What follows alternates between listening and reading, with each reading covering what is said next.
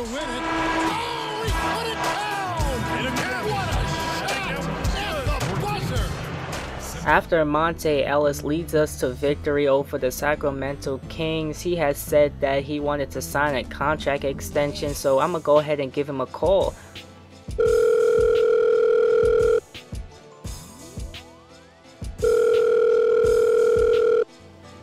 Hey, hello Mr. Ellis, this is your general manager Nate speaking here, and I would just like to offer you that contract extension now if you would like.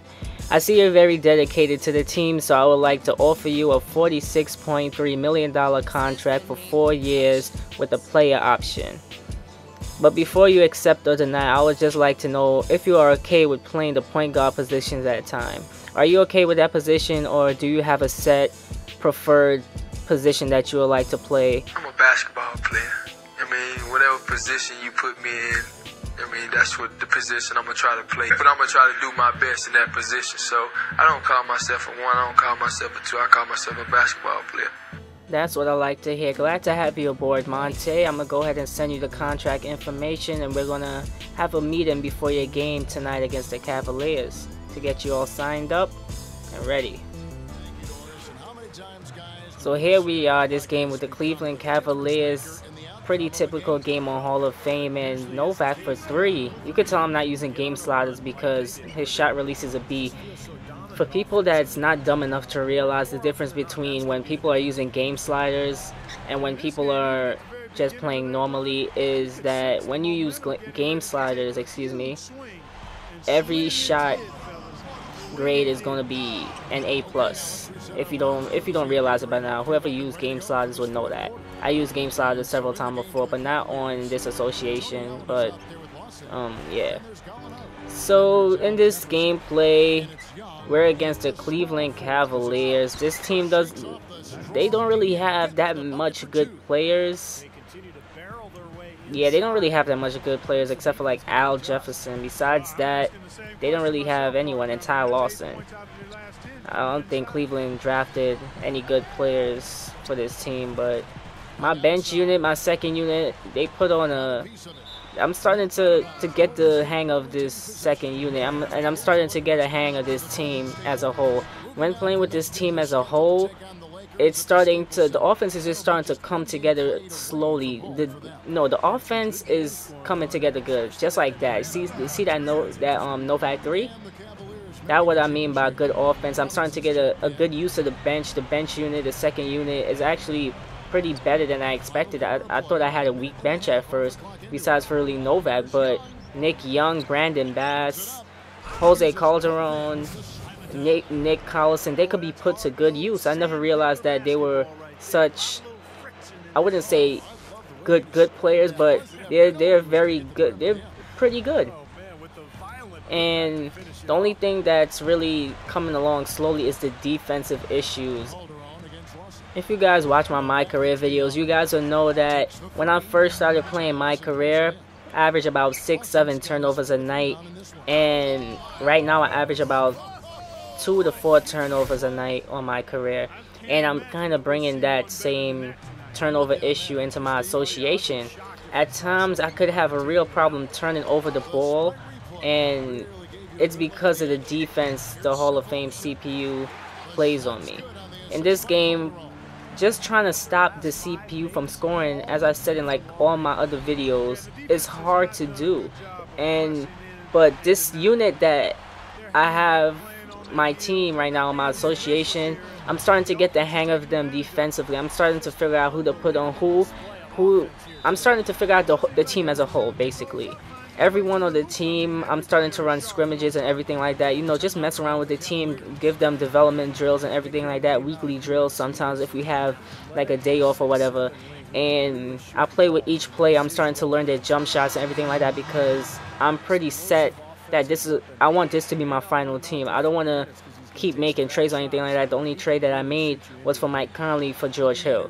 My plan originally was not to use Mike Conley as an offensive player, but now that I look at it, now that I look at all the players on the team and stuff like that, when it comes to offense, it is going to be a good idea to put Mike Conley in the mix.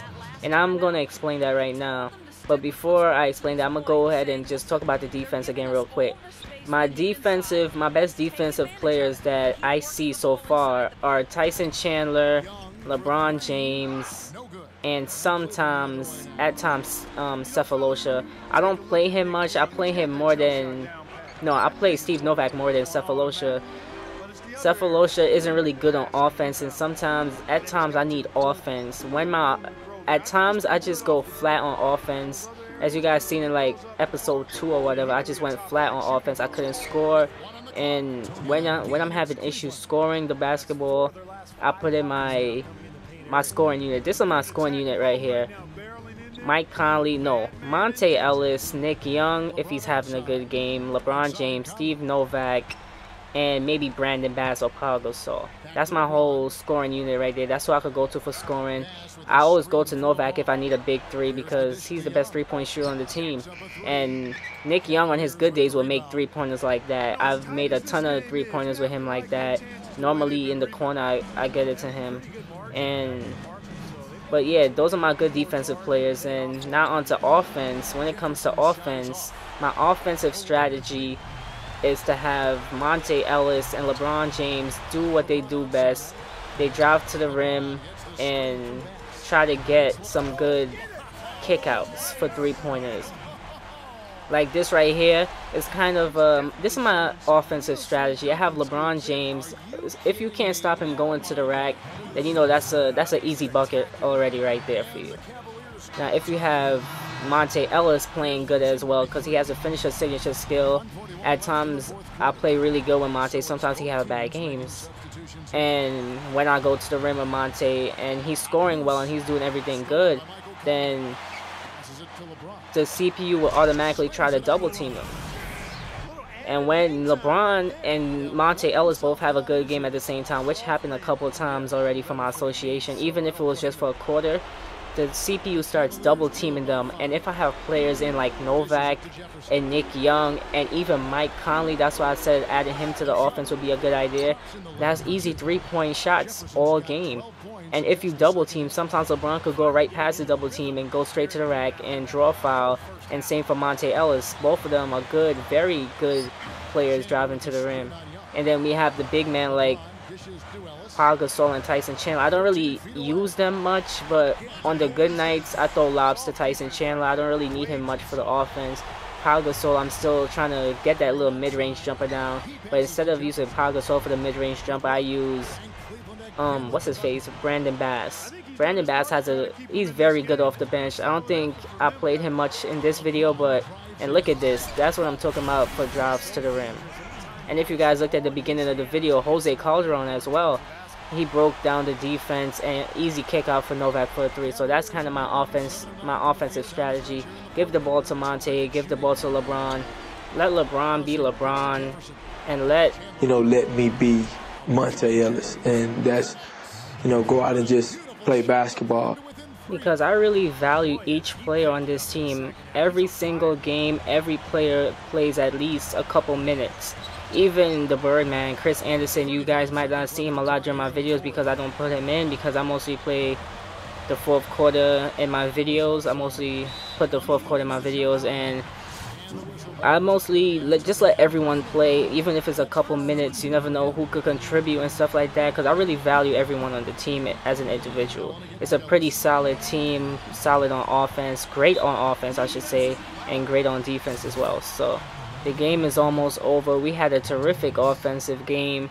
Defense-wise, not so much, because they kept on scoring a lot of buckets. I think we could have really stopped them from scoring if we really tried. But it was still a good game, We're going to end up winning this game. I ended up skipping those meaningless fouls every minute. Just jack up a shot with LeBron. There's no chance. He should have threw up a three. It would have been funny if it went in and I lost the game. That would have been some real BS right there. But check out the box score. Steve Novak is the leading scorer for this game. See, I really utilized him a lot. His three-point shot is deadly. Then we got LeBron with 13, Ellis with 13, Nick Young with 6, Conley with 6, Calderon with 5, Cephalosha with 3.